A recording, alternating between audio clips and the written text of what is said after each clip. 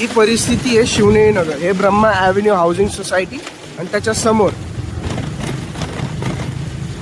पावसाळ्यात ज्या गाड्या घसरतात, ज्यांना लोकांना इजा होते त्याच्याबद्दल कोणी काही समजून घेत नाही. ना बिल्डर समजून घेतात, ना कोणी त्यांना तक्रार करून त्यांना समजवतं की बाबा हे बंद करा, आणि ते तक्रार ऐकतात.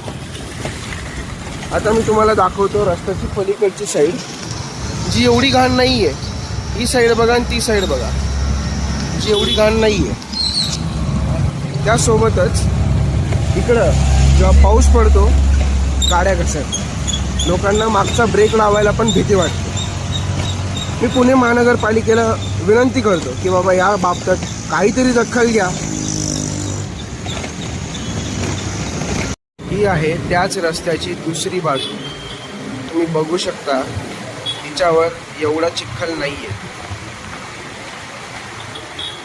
आणि हाच पण जिथनं गाड्या जातात तिकडं तुम्ही बघू शकता चिखलाचं काय प्रमाण आहे. हा तो रस्ता दुसरा. त्यासोबतच इथं शाळेचे मुलं असतात जे घसरून पडतात चालता चालता.